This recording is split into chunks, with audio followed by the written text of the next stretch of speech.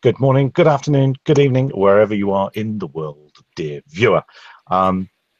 It's a Southern Hemisphere tipped panel this evening, which I quite like. There's myself here on the far right. I think it's going to be Anthony Royal, and then Mr. Simpson, also in the Southern Hemisphere.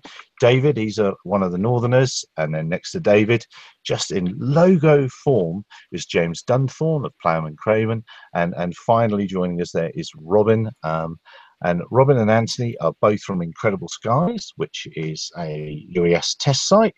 Hello, Green Silver. Good evening to you. Down in New Zealand. And since we last spoke, you've opened, haven't you? That's the thing that's changed there, Robin. You've opened. Yes, we opened in June, and we're now taking inquiries about drone trials from companies all over the world and New Zealand. So it's quite exciting. They still need to go through the CAA process, but we're on that pathway now. What do you mean by CAA process? What does that mean? For a New Zealand pilot or operator who wants to fly beyond visual line of sight, they need to pass some regulations, and so that's part of the process here. So most of the ones who are inquiring already have those regulations in hand, and they're going through the process now. For overseas pilots, though, it's a slightly different story. So we've been talking to the CAA about recognising certificates or qualifications from overseas. So they still need to go through a bit of a process with our CAA trial beyond visual line of sight. Wow, that'll be, if you manage to get that squared away, that people from overseas can bring their tickets and come and fly there, that'll be pretty much a world first. That'll be amazing. Well, it might be. We've had quite a few discussions, not only around the trials, but also we have a couple of global events that may come here. And we even spoke to Bruce about an event potentially being run from here. But of course, the overseas pilots need qualifications and certificates. So the CAA has said to us they will find a way to make that happen. So yeah, pretty positive. Wow, that's fantastic. Now, what I wanted to let's just put this screen share up here. I don't know if it is screen sharing. I don't know. This is just. It's sharing. It's sharing. That's good. Just to say, you're up in the top left. You're the top left of the country, but not really too far away from the capital, I believe. And what I wanted to get you guys on to talk about, really, other than opening, was the mention of medical deliveries, delivery drones. How's that going, and what sort of area are we talking about for that? Well, we're going to run trials. We're aiming for around October, November, December. So we're going to run them in that space, beyond visual line of sight, and autonomous flight is our goal. So that's quite a challenge. So we're talking with various partners, cobbling the bits together that we need to make that happen. And the idea is to run the trials, and then very ambitiously we're aiming for March to have our first pilot site with a regular delivery, and then scaling up from there. So we have a lot of challenges though around telecommunications, which I'm going to throw over to Anthony, around flying in that manner. Anthony, you can pick it up from here if you like. Yes. So as you see, that area is over a harbour called the Hokianga Harbour, which is a rural part of New Zealand. And there are quite a few communities. That test area is made up of harbours, beaches, valleys, flat land, mountains, lots of weather from the west. And Bruce knows the area well, the type of weather that we can experience. And so there's a real challenge, not only in terms of being able to fly within the weather conditions, but also the different types of terrain. Now, the challenge, of course, is when you're starting to use autonomous vehicles, is how do you continue to maintain communications? And so we're doing some work around thinking about what is the best way to actually have a regular flight plan that maintains continuous connectivity with the drone as it flies, and to be able to intercept, to be able to do the sorts of things that we need to be able to do from a remote place. So we're just doing some work around telecommunications infrastructure in that area. So who are you getting in to do that? Is that a telco? Are you talking about actual like cellular communications or radio communications? Who's coming in to fix that piece? Yeah, so there's a bunch of different ways to do it, as you know, 2.4 and 5.8, and perhaps a bit of this 900 and the 433 are frequencies that are currently used, but they typically tend to be in the public spectrum space. And so sometimes that can be a little less reliable than you'd like. So some of the work that we're doing is thinking about repurposing the mobile communications network. We have a combination here in New Zealand of 3G and 4G.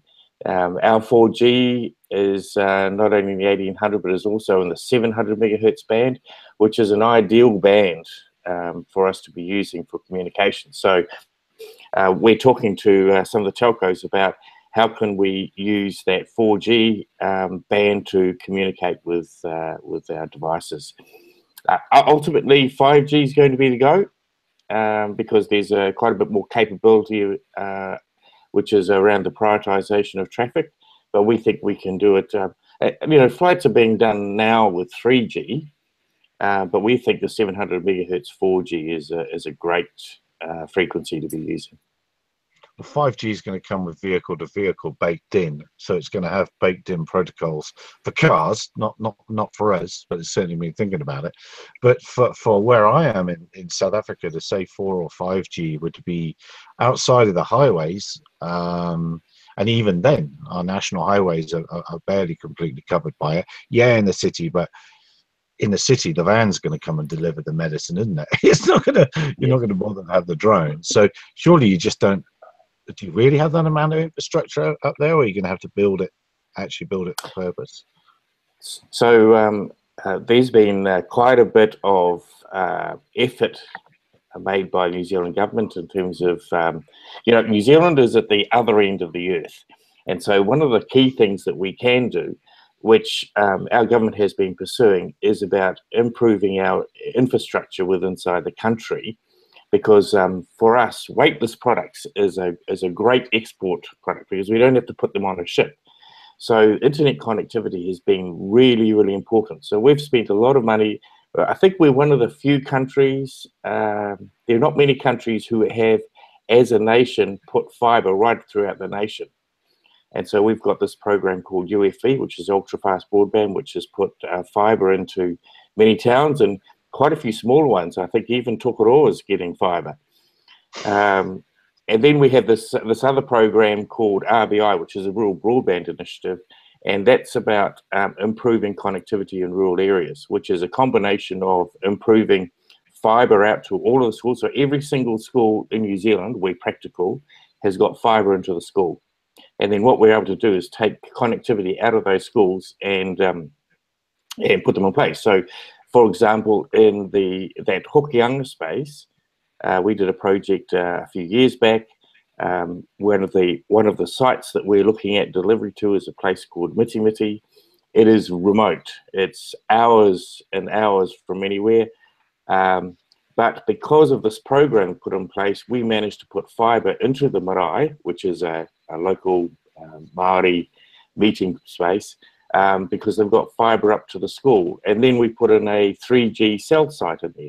So already we have about 3 sites, which is a mostly 3G sites that already have this connectivity in place. And so we can run with 3G today, and we're looking at expanding that and putting in 4G sites. So the answer is, it is entirely possible. It's going to be a challenge for us to do that right across the whole airspace, particularly in those remote areas. But that's where the vehicle-to-vehicle potential communications comes in place, where we can look at using mesh networks to start to connect with these vehicles. Yeah. Anyway, that's where we're up to.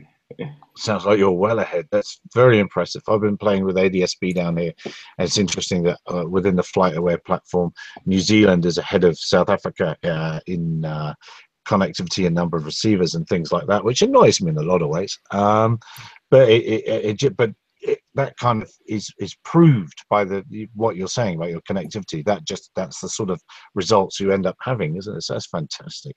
I am very impressed. The ADS-B is another part of the equation. It doesn't solve it for all vehicles, you know, so many of the microlights and gliders and many others don't have the ADS-B, but certainly for tracking commercial flights, that's a solution. But unfortunately, at the moment, ADS-B is a certificated product, so they're quite expensive. And so there's a bit of work, I think, to do about, you know, how do we use the ADS-B infrastructure for drones in a way that doesn't overload the existing airways infrastructure. So there's a bit of work to do in that space.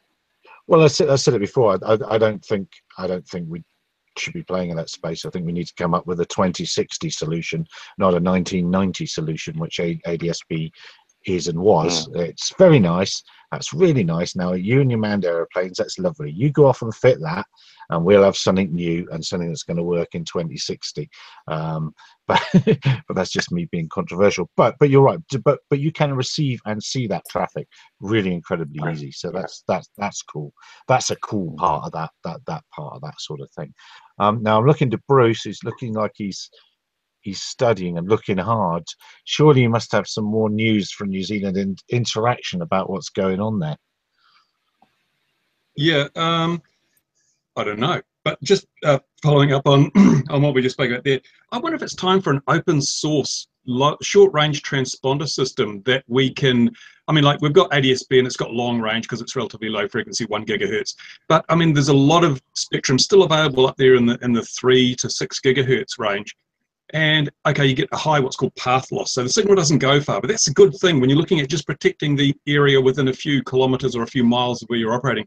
I wonder if someone shouldn't be coming up with an open source protocol. It'll be cheap, it'll be simple, it'll be effective, and because we've got this limited range operation, it can also operate. You can have millions of devices operating around the world at once without the problems of stamping on people and limited bandwidth.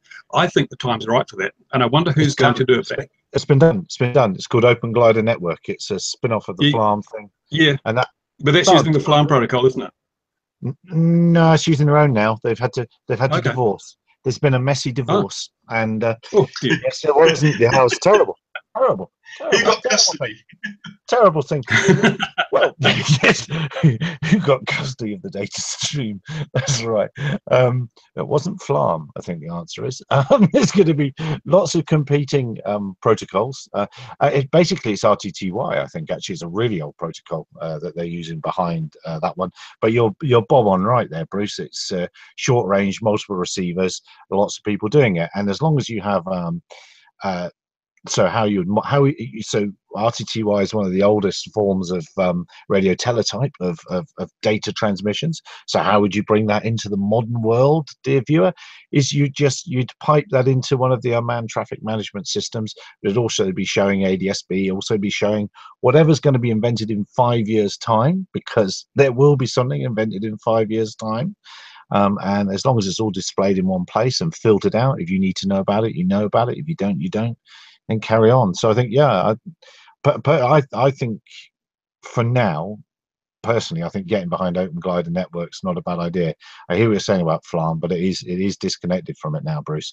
But maybe there's another one. You're right. I mean, it's not that hard to do. We're moving into a different topic, really, aren't we? Didn't mean to go there. Didn't mean to go there at all. Sure, so I'll bring it back on track, and we'll talk about New Zealand again in a minute. I never know how to do this bit where I move from one guest to another without being awfully rude and just cutting people off and moving on. So I'm cutting off New Zealand now and being awfully rude for a second, and then we come to James Dunthorne of Ploughman Craven, who's been doing some fantastic work with LiDARs and grown-up stuff and things like that, which I'm very impressed with. Seeing that on LinkedIn.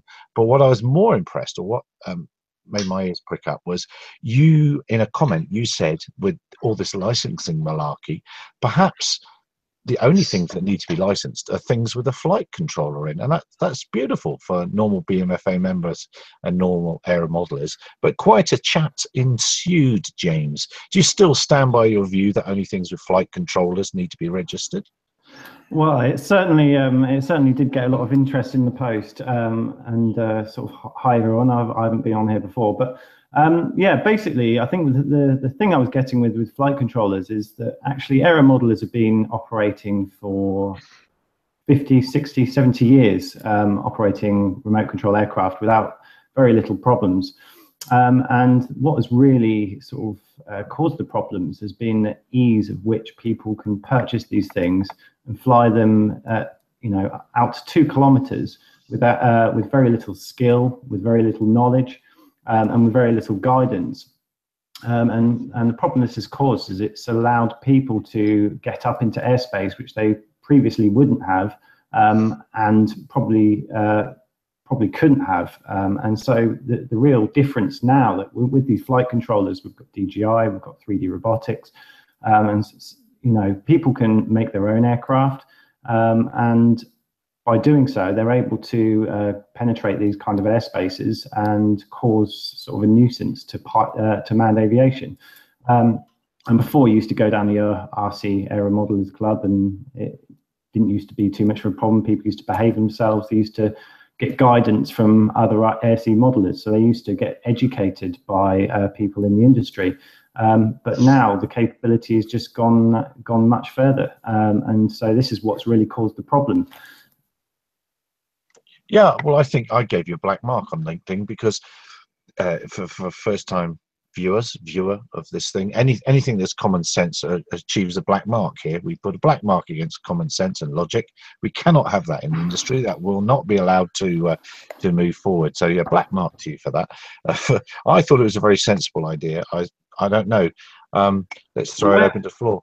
Where my view sort of moved on from that is actually by saying some people can have, some people need to be regulated, some people don't need to be regulated. I think what we're looking at is the future of the industry. And I think all of us on the panel want to see drones be a big part of it. We want to see the future army skies of the skies where you look outside your window and you see drones everywhere. And that's where I'd like to see the industry in sort of 30, 40 years time. And there's 2 ways really we can do that. We either regulate and essentially regulate the airframe, or we regulate the sort of communication links such as the transponder. And so we need some kind of registration code to be able to mark what aircraft is what. And so this is kind of what we're putting in place now is the building blocks for the future. And so I think that really what we need to do is really push this onto where we want it to be in 30 years time, and say, I'm sorry, aero modelers, but it's gonna cause you some pain and worry. But I think we need to go and introduce this regulation for everyone, and I think that's the only way we can sort of future-proof this industry. I think the only problem we have at the moment, James, is no one's actually defined what a drone is at the moment. And that's still the question that's waiting to be answered. Yeah. And I understand where you're coming from with the flight controllers and things, but if you look at any of the YouTube videos, even before the multi-rotors come out, where people were doing long-range FPV flights with fixed wings, because they had the flight times to do it, you could still fly the best part of 20 kilometers out from your point of takeoff with no flight controller needed, just some pretty good basic pilot skills, and you could easily soar a fixed wing up to a few thousand feet, as the glider and the free flyers already do anyway. And I think, maybe, we had it with the US when they stopped exporting specific flight controllers for a while, because they were compared to the equivalent of missile guidance systems, as we all experienced. So maybe the advanced flight controllers would be a place to start. I don't honestly think you're going to get people that are flying their gliders off mountain ridges, free flying, going to be filing flight plans into a UTM, which is what the EASA regulations are essentially pushing for. So I think there's still some clear guidelines that need to come out from the discussions that are being had. So then we can all provide better feedback, I think, and see where it takes us. Well, I'm going to jump on that. Sorry, James. I'm going to jump on that feedback thing. If we've got to produce feedback for regulators, if regulators were to bring out a report, I would like to see the whole of the report, so that I can then, you know, give my honest feedback. I don't, you know what I'm alluding to. You know the report we're talking about, the one that says 250 grams is the place of love and peace, and everything else is terrible. Yeah, I mean, it's got to work both ways, doesn't it? And we can't be, surely we can't gonna be, we're not going to nobble error modelers, are we? We're not going to nobble my 13-year-old son. Come on.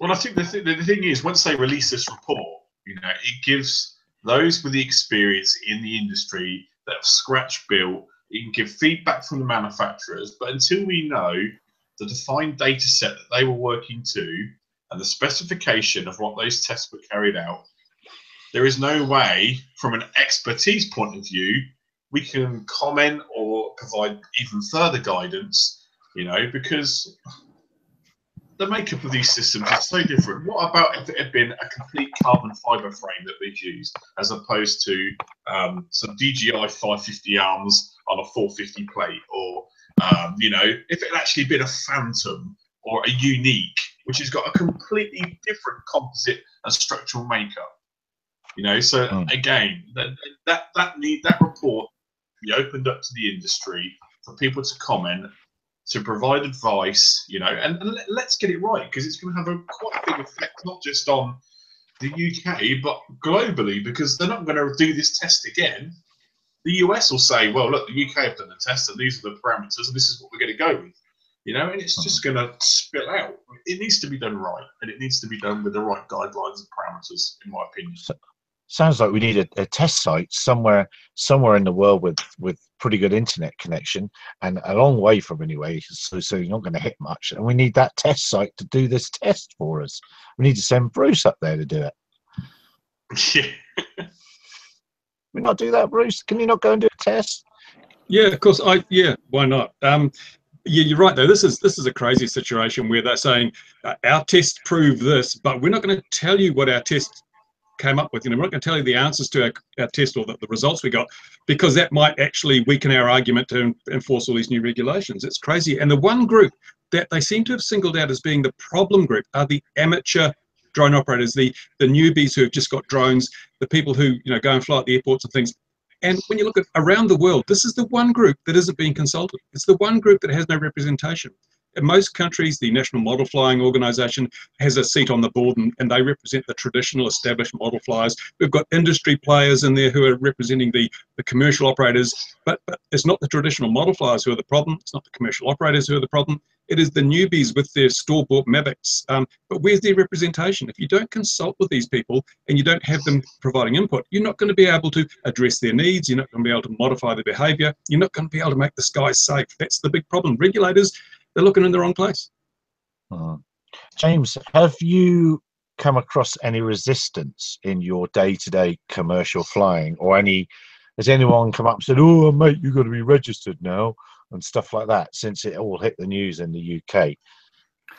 Not particularly, no. I haven't heard anything really about it. I think people tend to ask the same sort of questions that they do normally, which is, how high can it fly? How much does it cost? And all of the other rubbish you tend to have to spiel out sort of on a daily basis, pretty much.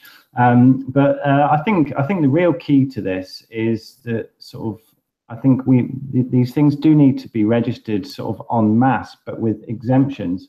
So there needs to be model flying sites, and to encourage people to go to sites where other air users know they're going to be, rather than them just being in sort of public parks with small children flying around and people flying massive aircraft without any kind of knowledge or experience.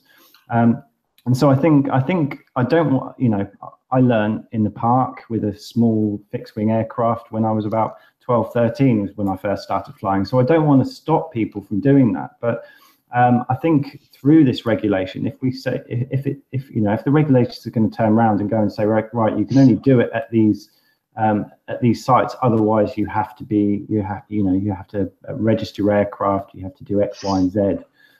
Then that will encourage people to actually go down to these aero modeling clubs actually speak to people and get educated about how to do it properly, and they might even actually enjoy it a little bit more and stay in the hobby for longer. So I think one of the things that people get a lot very sort of frustrated with when they get into RC aircraft is that they'll generally go out and fly, crash it within about 5 minutes, and then they'll never pick up the hobby again. So by actually getting them into the clubs, that might actually give them a sort of bit of preparation before they start flying, and actually keep them in the hobby for longer. Well, yeah, I'll sort of agree with that, but I'll remember. Sorry, Bruce. I'll remember when I was 12 and 13 and had to go off and fly my model gliders. It was a big faff to get to the top of a hill and stuff like that. If I had to go to a club every time I wanted to fly, we used to put great big divots in our local playing field. The groundsman hated us, but that was all part of the. And one of our number ended up as a violin maker, so he learned some considerable skills making model airplanes and making big divots in playing fields. So it's a tricky one. I think, yeah, it depends. If you live in a more populated part of the UK or any part of the world, then you can probably find that model flying club. If you grew up in a rural part of the UK, then that model flying club is going to be many miles away. And when you're 10, 11 or 12, it's going to be hard to get to. So I'm ranty there a bit. And Bruce, I'll let you have a rant now. Sorry, you were going to. Yeah, and the thing is that, as I say, we've been flying model aircraft, traditional aircraft, for decades, and they've never been a threat to aviation or airliners or anything. So why are we wasting our time trying to regulate these people? It's the droners. Droners are the problem, and they don't want to take their Mavic down to an empty grassy field and film acres and acres of nothing. They want to fly in areas where there's interesting stuff, which means people, buildings, vehicles, all that sort of stuff. So there's no point in trying to convince the droners to become model aircraft flyers, because most of the droners I've spoken to aren't interested in flying model aircraft. They're not interested in flying over a grassy paddock. They're mainly interested in photography and video, and the drone is just a tool. So we're never going to convert the majority of them into model aircraft flyers. So we shouldn't be trying. They're a completely separate group of people with different goals, different aspirations, different requirements, and we need to treat them as such. By lumping the model flying community in with the droners, we're not going to get a solution, because we've got two disparate groups pulling in opposite directions. If we make it comfortable for the model aircraft community, then we're going to really penalise the droners. They won't be able to do a thing. If we, deal to them or approach it from the perspective of a droner, then the model aircraft people are going to be disadvantaged. The regulators have to realise that model aircraft and drones, two different things. And the first thing they're going to do is this definition, as David was saying. What is the definition of a drone? But they need to do that. First order of business when developing regulations is identify the problem. And the first thing they're going to do is identify what is a drone and how does it differ from a traditional model. Forget about traditional models, never been an issue. You don't see people, with multiplex fun clubs harassing 747s on the approach to Heathrow. That just doesn't happen. It's drones. But regulators, their ears are closed. They only want to listen to what they want to listen to. They'll do reports, and because some of the information won't suit their case, they won't tell you about it. They'll just tell you the stuff they want you to hear so they can justify lumping everyone together and registration and all this sort of crap. We really do have to speak to the regulators and point out to them that they've got a responsibility to make good regulation. And at the moment, they're not doing it. Registration's never solved any problems. If registration worked, we'd have no crashes or deaths on our roads, because all our vehicles are registered. Did that work? I don't think it did. So they don't learn from their mistakes. They just have to wise up and, as Gary says, use that the terrible C word, common sense. But they won't. Oh, no, Bruce, but that's a good point you raised, because when they instigate in the automotive industry, when they release new health and safety standard guidelines, there's a whole host of testings that they say to manufacturers, these are what they must comply to, and these are the forces that are applied to seat belts or airbags or crush zones, etc. on cars. That data is released to the manufacturers, so then they can then change their constructs, etc., to meet the new regulations. And that's exactly what needs to happen with the report, because without that feedback, it goes nowhere. It's accepted as being, the law, and it defines everything. Before Brexit, there was going to be a change and relax. Well, there was, wasn't there? There was going to be a relaxation of light touch regulations in the UK, and then the government changed, and the magic number mentioned then was 4 kilos.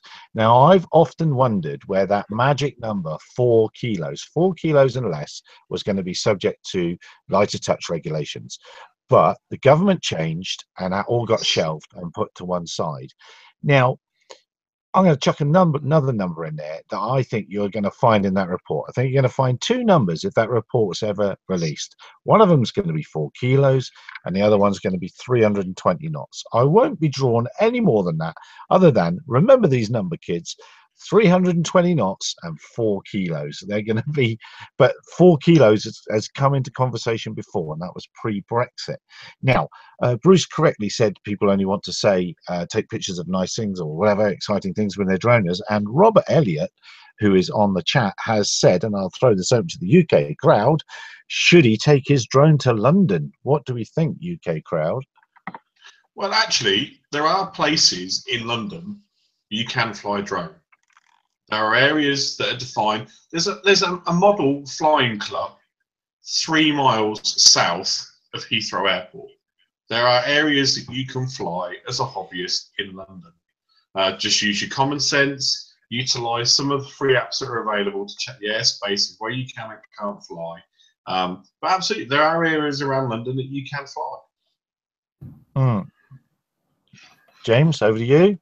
Any thoughts? Well, I think it's very difficult flying in London, which is why it took us so long to get our safety case to actually be able to do that. But I think you've got big open parks to be able to do so. So I don't think there's with the correct forethought, there's always somewhere you can fly. But obviously some places are more difficult than others. But I'd like to also pick up on this point which Bruce sort of talked about earlier, which was defining what a drone is. And I think this is where the post came in, is how do we actually define that? And it sort of came down to the point of whether it's full autonomy, whether it's GPS, or whether it's just down to the stabilization systems. And really, the only way to sort of kind of categorize it is to say any kind of stabilization, because a lot of these drones nowadays, only have pure stabilization on board. So how do you actually define a drone? And I think, although that might still limit the RC modeling world somewhat, with sort of safety recovery systems and things like that, I think that by defining it in terms of stabilization or not having direct control over the surfaces may be a good way to be able to actually do that. Yeah, no, I think you did make a very good point, and that's what I wanted to bring you on about the stabilization systems, or whatever we want to call it. All that might be a credible starting point. I think what I want to do now, I'm just going to add in the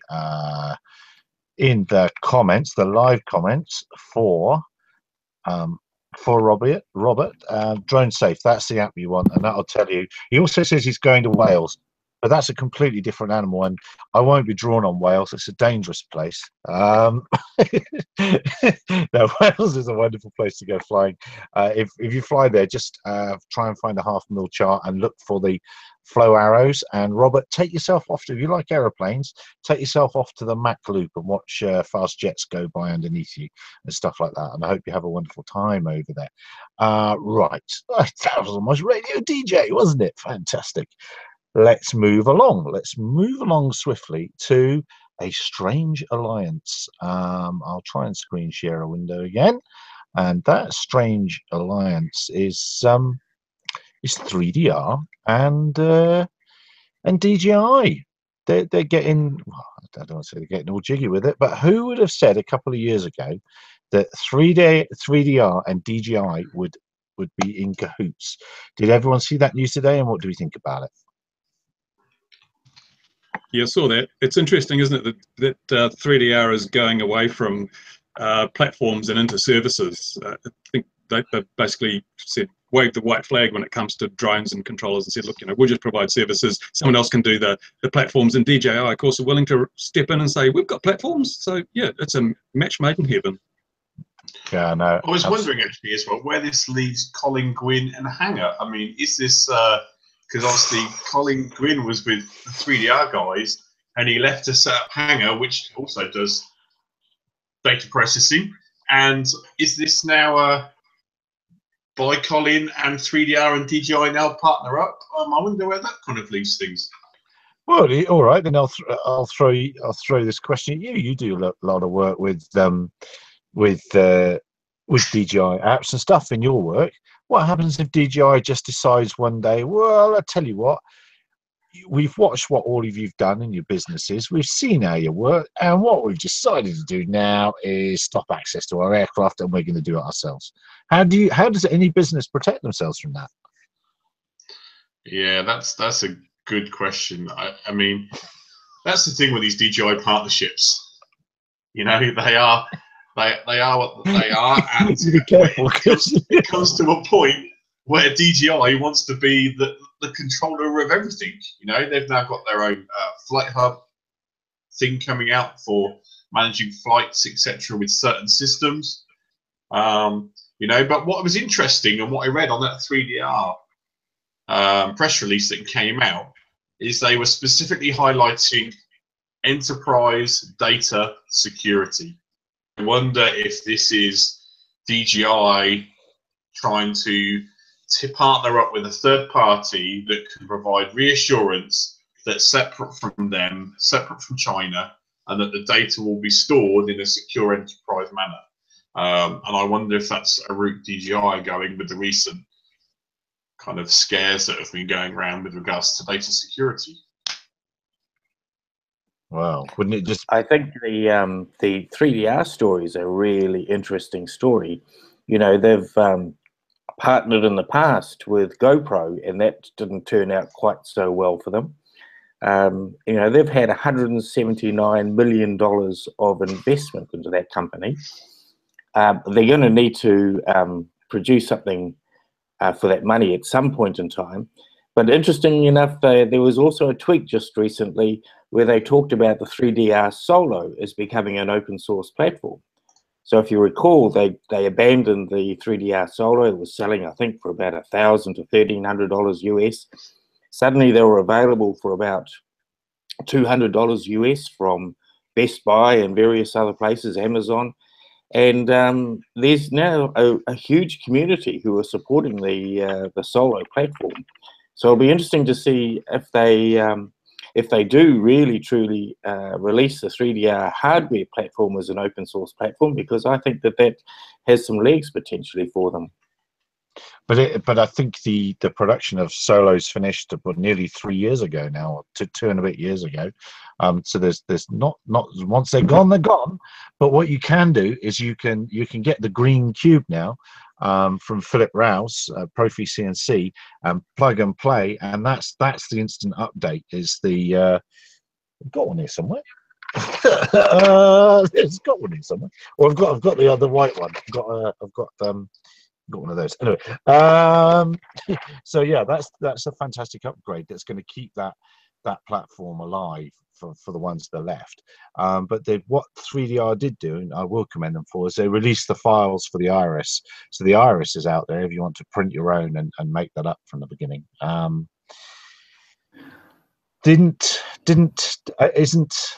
gosh, who's that? I can't remember the name of the big the big company that does all your you can make 3D models with. Autodesk. Chris is a great friend of the boss of Autodesk. I think this is where it's all coming from. But this is very interesting. I take your point about data protection. I wonder if that is it. I hadn't thought about that. I will park that and think about that some more, David. James, did you want to say something there? Yeah, well, I think what's quite interesting with 3DR is about 2 years ago, I could kind of see them as a real competitor with DJI. DJI being the Apple of the drone market, and 3DR being the Android. But it didn't really materialize. They kind of tried to copy DJI in terms of their platform, and were always about sort of 12 months behind them, at least. And they sort of went for the sort of service side of the market, which I thought was sort of an interesting move and clever in some respects. But I think their X8 platform was actually a brilliant little platform, and really they needed to sort of go one step further with that, but they actually went backwards, tried to compete on the sort of prosumer drones, which is where their strengths weren't really at, and in the end came second best at best. So I think they really should have focused on the industrial industrial markets and sort of given the likes of Intel and Sending Technologies sort of a run for their money, because really they don't have, there's not a huge amount of aircraft out there for the industrial markets. You know, you've got the Falcon 8, you've got the fixed wing things like the EB and the Brammer, but in terms of multi-rotors, there's not a huge amount out there. You've got the S1000s and the Matrice, things like that from DJI, but they're very much sort of home kit, home build sort of type aircraft, and that's not what your industrial companies like ourselves are looking for. We want something out of the box. We want something ready to use, something that will work, you know, first time every time when you arrive on site, and that's where I think 3DR missed their trick. They kind of went for the prosumer market and missed out on that industrial market, which was sort of glaringly obviously there. Well, it wasn't in America though, was it? If you think back, well, yes, it was, but it wasn't, because Part 107 wasn't enforced. Well, you remember in America, they're just inventing this industry. It's just beginning to happen. So Europe very quickly took on the monies in industrial inspections. It's not in real estate photos. It's not in this. It's not in that. So you're ahead of the game. You already knew what was required. And I didn't have a purpose to the end of that rant, but I think that's the, you know, and Colin's been mentioned before, and that perhaps is where it fell apart for them.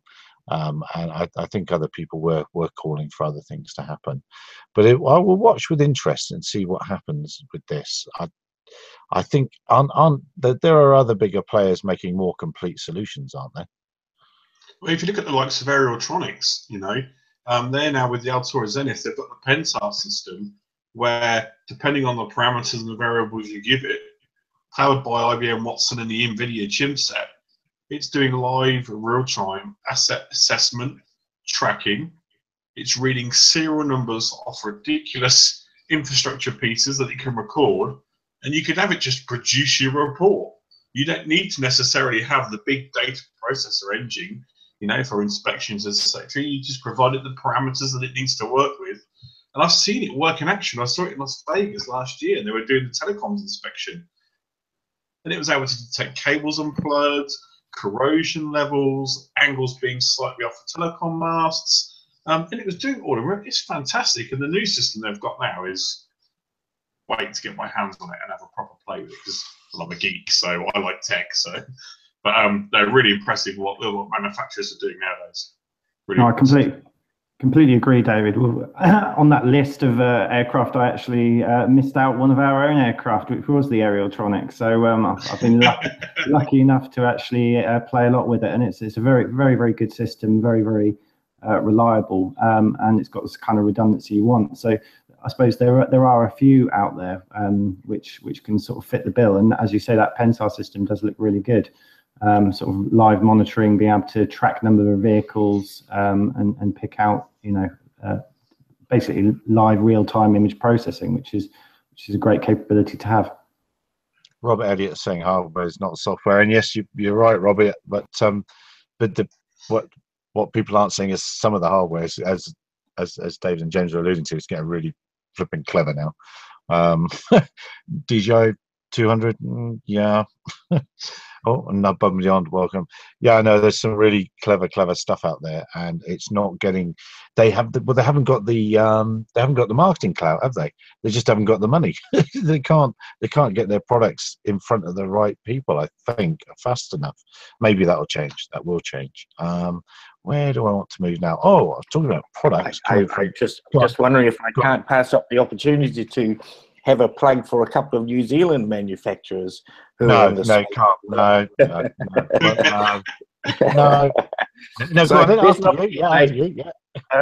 Devices come from New Zealand too. Aeronavix and Altus are coupled as well. So there are some great products around. The thing, and this is the crossover with us, the thing about making an industrial drone and one that is autonomous is there's a big step up in the requirements in terms of reliability and systems approach to building drones than from, say, the likes of a 3DR Solo or a Phantom. So those industrial drones actually are a big step. They do require quite a bit more work to actually build them and to be able to prove the safety case with them. Yeah, I thought I'd just chuck that in. Yeah, no, and fair play. Yes, you're absolutely right, and they make some lovely machines down there. There's lots of lovely machines being made out all around the world, but they're just people don't say they don't have the marketing clout. If you have a lovely machine and you'd like to tell us all about it, then come and tell us all about it here, and send us some press releases on SES News, because that's exactly why I made it. Because when I started SES News, it was only the big American military vendors that could afford any advertising with the big standard old magazines and outlets that were available. There was nothing for people that didn't have any money but had fantastic ideas. So that's why I started it. Rant Ends, that's what it was there for, and that's what it's here for. So if you have a product you want to plug, send it to me. If I think it's rubbish, I won't plug it, but if it looks cool, I'll plug it. It's just the way it works. What else did I want to? Oh yeah, products coming back. DJI announced incorporated platforms in SiteScan. Yeah, we had, that's what we just talked about. But did we see the thing that's come back from the? I think I'm finally beginning to work out how to do this sharing thing and get the right thing up. A kick. Well, it wasn't a Kickstarter. It was an Indiegogo, but it's the same thing, really. But this thing keeps coming back and never gets released. It's had at least 3 different versions since 2015, and isn't a modern thing to say that things fail upwards, or something people get promoted upwards in their jobs. It's a tricopter, nothing wrong with that. The specs were good in 2015. It was compared in 2015, and to show you where we're at with it, in 2015 they compared it to the I've forgotten the Lily drone and the Air Dog. That was what it was up against in 2015. And now look, someone else has got it, and it's got 8 million in funding. So what can we build? Come on, chaps, surely we can build something and never actually produce it. Just keep getting investors. Come on, how are we going to do it? It should be called the Boomerang for starters. It just, yes. It just keeps coming back. Yeah, Vapor drone. Vapor drone. There you go. Vaporware Green Silver says that as well. Exactly right. Yeah, no, that just blew my mind that thing keeps coming back from the grave. I wanted to also talk about DJI just before we came on air. They've issued firmware update in response to reports of unauthorized parameter modification. That's a very specific headline. What do we think DJI are doing about the firmware mods going out? Is it causing panic, or do they just don't care? Well, I know it's having knock-on effects on the third-party apps. There are issues now with Maps Made Easy, Drone Deploy, Lychee's having issues. I think they are trying to close the doors, as it might be, after the horse has bolted. They're trying to lock down these systems now. And trying to protect their product more than anything, and the product's reputation is if they end up being used recklessly, as we've seen, and we discussed only a few weeks ago about some of the videos we've seen, Gary, appearing on YouTube of people that have unlocked them, and are flying them at ridiculous altitudes. That wasn't really the intention for the jailbreaking guys that were working on that. They just wanted to take ownership of the product, as you know. And I still think that, if it's your product, you should be able to pretty much do what you want with it. But DJI, on the other hand, are trying to cover bases and trying to lock the systems down, obviously. Well, at the end of the day, they could lock the systems down, as I mentioned earlier, just by stopping app access. The Crystal Sky monitors that everyone's buying now, I'm a bit baffled, other than the fact that they're very bright, why people are buying them, because you can't use third-party apps with them. So I don't know why people are buying them. Is that the route? Is a Crystal Sky monitor what they're coming out with? And that is called Crystal Sky, isn't it? I think it is. Is that what they're coming out, and they're leading everyone that way? And then And then that will destroy the business model of drone deploy, maps made easy, and the partnership with Apple, surely. And because the partnership with Apple. Well, funny you should mention that, isn't it? Because a lot of people on several forums have got into a lot of trouble for posting that most of the gear runs on Android 4.4, and people saying, no, you're lying. And DJI, I do believe, actually said, no, well, actually, maybe it does. And so, yeah, it is interesting, isn't it, that the main thing people use is iDevices. They compare it to Apple devices, and yet it runs Android. I wonder, it must be hurting a lot of people. They must be burning up inside over that, having to use Android when they don't really want to. Randomatic. Come on, that's all I have anyway. So I'm gonna open it to the floor now. And does anyone else want to please lead rant? No, look, here comes Mr. Simpson. No, it wouldn't be me, mate. Yeah, interesting. On the weekend, we had a NOTAM for our airfield, so we could fly above the normal 400-foot limit. So myself and a number of other people went up, and we flew higher than 400 feet. There's a NOTAM out advising aviation of this going on, and this goes back to my belief that we're placing the blame for all the issues on drone operators. During the day, there were probably 4 aircraft flew through below the designated minimum flight level, and who obviously had not read their NOTAMs because, oh my goodness, there are model aircraft at this airfield. Well, excuse me, but when does the burden of responsibility fall evenly? Why wasn't the manned aviation community, why are they not reading their NOTAMs, planning their flights accordingly, and operating within the information contained within the NOTAMs? It was really quite disturbing to see the cavalier attitude of a lot of these people flying full-size aircraft. But if they'd seen a drone, goodness me, it would have been our fault. So we, despite the fact we were NOTAM'd, we had to have multiple observers. We had radio operating. We played very safely, and it does show that we flew above 400 feet. No one was killed. No babies were injured. It was completely safe. But we had to take the initiative and do everything. The manned aviation community, they just sailed through regardless. Who cares about NOTAMs? We don't give a damn. We're not going to check those. So I think the regulators have a responsibility here to make sure that all sides are playing by the rules, because at the moment, if a drone operator transgresses the regulations, they're castigated, and it's major news around the world. But when a mandate, a pilot does it, it's not important. They're pilots. They've got epaulets, so they're important. So I think we need to get the message across to regulators that they need to apportion the responsibility evenly, because unmanned aviation is growing. It's already bigger than manned aviation. We can't treat them like gods forever. Yeah, but speaking as a manned pilot as well, I am a god, and I do have epaulets somewhere. I'm going to have to wear them one day. But yeah, no. Again, it's a great thing for test sites. It's a spurious reason to bring them back in, but no, it is, because it's going to be where the industry says, well, look, this is how we can make things safe. This is how things can happen. This is what we think can happen. And what's going to happen is, around the world, test sites around the world are going to come up with the same conclusions and come up with roughly the same answers. And then it's going to take manned aviation regulators years to implement them. They're going to get all the proper data, correct data. Here it is. Do with it what you will. They're going to take forever. They are going to take forever. Solar Glider Project, I should mention you as well in the comments. Hello, nice to see you. And he mentions flying in France and how nice that is, and that would be nice. Shall we all go and fly in France? I wouldn't mind doing that. Let's all go and fly in France. Why can't we do that? That would be a good weekend away. Or two. What else? Here we go. Michael, yes, go ahead. I see what you're doing there. Go ahead, over. Well, just to follow on from what Bruce was saying about everyone, kind of playing by the rules. It was only over the last couple of weeks we had a microlight, delaying 15 passenger jets as he flew into uncontrolled airspace. No radio, no charts. He didn't have enough. No, exactly. And it wasn't a drone. No times. No, and it wasn't a drone. This time, it wasn't a plastic bag. It was a microlight.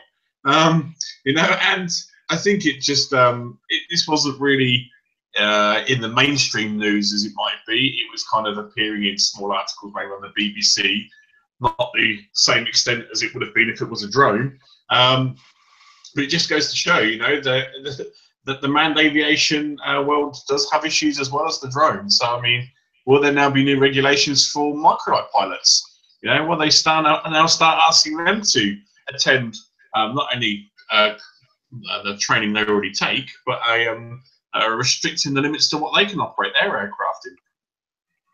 Well, you know, as I keep saying and ranting on, we do have an opportunity to lead the way, to say, well, this is the safe way of doing things, and this is how it should be done. Over to you. You know, we can lead the way above and beyond saying FAA has too few test sites and sewn up by big corporations. And you're bob on right. Now I can ask you a question in New Zealand. What would it cost me to come and do some tests? What would it cost me to come and do some tests at your place? Make it a low number. Gary, yeah. we have to give quotes in most cases because there are so many different logistical things that the trialists need to have. So the airspace itself is no cost, so we don't ask people to pay for air. And in this country, that's kind of something that would be a given, that we don't do that. So what we do is just basically work through how many days, what's the duration, do you need an airstrip, do you need four-wheel drives, and so on and so on. And then coupled with that, we also have our own operations plan for trials, which means that somebody has to be with the trialists as well. So not just health and safety things, but just ensuring that the regulations are adhered to. So that's an agreement that we have with our CAA. So that's a cost factor to put a person on the ground as well. So we're getting various inquiries because the place is also quite isolated. Things like catering and accommodation come into play. So I can't answer you simply, except to say to play in with airspace is zero fee, and the rest is logistics. So, Robin, one question I've got for you is, given that manned aviation is sort of, they sometimes just ignore the regulations, the NOTAMs, the whole thing, what measures have you got in place to control a situation where someone in a 172 comes cruising through your restricted airspace? We have to notify, so we do the NOTAMs. We've also got direct communication with 2 rescue helicopter services. And the rest actually is just watch and brief. So we will have a qualified radio operator in the area. Now, if you recall the first Beyond Visual Line of Sight flight earlier this year with Transpower, where they had activated the NOTAM, I think they had 2 or 3 breaches. And you're right, they were manned aircraft that came into the space when they shouldn't have. No consequences, of course, because the onus was on the drone flight crews to watch. Yeah, so you got to get out the way, and that's going to come with technology. Yeah, that's going to come with technology. There's going to be vision-based systems and other systems that are going to pull in on the aircraft, like the Alta can do the inspections all very cleverly by itself. The aircraft's also going to make its mind up as to which way it's going to go. And again, that's where this industry is going to get way ahead of the manned aviation industry. I've said it before. I went to a thing and it was full of people, lots of Air Force people. Like, thank goodness I wasn't still in the Air Force, because my right hand would not have been removed from my forehead for the entire meeting. There was so much braid there, it was unbelievable. And we saw a detect, sense and avoid thing, and they came away saying, no, this would be a really good idea, but we must make manned aviation have it first, because it will really increase their safety. It will really increase their situational awareness and their safety. And that was 2008 or 9 or 10, I want to say. It's a few years ago now. It's all out there. It's all out there. But it takes so long, though, to put that technology into planes, and it's particularly into light aircraft. And if you look how long it took for them to get certified glass cockpits into light planes, that took forever. And in fact, if you wanted a really high technology aircraft, you actually had to build it yourself, or build an experimental. And so I think it's going to take a long, long time before we even see that kind of technology inside our cockpits of our general aviation. Yeah, no, you're bob on right there, Anthony. And Solar Glider Project saying TBS FLARM, and yep, that is promising. TBS FLARM is promising. We spoke about that last week. I also just spoke about Open Glider project, simply because you can make your own little transmitter for that for about $30, and then to receive that transmission, you just need a Raspberry Pi with an SDR stick in it, and there are already hundreds of receivers all over Europe. So from a European perspective, that already works. But there's going to be a bit of a race, isn't there? It's going to be a race to have the lowest cost, most available system that isn't ADSB into all our machines and be part of it. Yeah, you did right there, Gary, because one thing that, we're talking about certification and the timeframes involved. Well, how many people were using Garmin GPS in their GA aircraft by plugging it into the cigarette lighter and just putting it on top of the console? And that's what we've got to do with this low cost transponder systems. It has to be something the size of a packet of cigarettes. You can plug it into the 12 volts or whatever on your aircraft, stick it on the top of the instrument binnacle, and you are then going. And because it's not an integral part of the avionics, it doesn't require certification any more than your little Garmin or your iPhone does. That's the way we're going to get this kind of safety technology into general aviation quickly and effectively. And so the guided pilot saying, unfortunately, with Flight Radar 24, some planes came and wasn't on the map. Yeah, well, that's ADSB, and Flight Radar 24, that's not going to be. ADSB isn't. It's part of the solution, but it isn't the solution in our world. Just because it's cool, it's fun, and it's nerdy. I love it. It's radios, it's aeroplanes, it's nerdy stuff, but it's not. It's not the whole thing. Many aircraft aren't fitted with it, and to get aircraft fitted, I remember when they said Mode S was going to be for all, and it was going to be handheld, and it was going to cost 50 pence and a packet of chips, and it's all going to be good, and that's not actually happened. But we can get close to it now with LoRa radio, radio modules and things like that, and software-defined radios to hear it. Low cost, and pick a team, isn't it? So let's say I pick team Open Glider Network, and then there's another team comes along. But then what you need the portal that pulls that data in and disseminates it to the person in the field, and it just takes everything, every different manufacturer's FLARM, Open Glider Network, ADSB, mixes all up and shoves it out in a way that you're going to be able to use it. Outside it flies. Yeah. Sorry, someone else rant. Trying to read comments as well. What about that airliner that got hit with the hail, eh? It shows you how tough those things are. You see the nose cone was obliterated, and goodness knows how many kilos, probably well over 4 kilos of ice went through the engines, obviously. And yet the only problem was that they couldn't see out the windscreen. So 200 grams of plastic, or 1 kilo, 1.2 kilos of plastic, is it really going to be as much of a danger as we're constantly being told by the pilots' unions and the Daily Mail? Yeah, no, I know. Above beyond saying it does require internet though, and you're right. I'm running back to the station things, but you can have your own local receiving solutions as well as passing on stuff to the web. But yeah, hail here we get hectic hail, and we get texts from our vehicle insurers saying hail forecast in the area, and if you leave your car out and it gets clobbered by hail in that storm, you've received a text, that's it, you can't make a claim. That's how that's how bad the hail is here. It's regularly golf ball size, and it will write your car off. So yeah, hail. There are many things, many dangers in the skies, aren't there? Many dangers.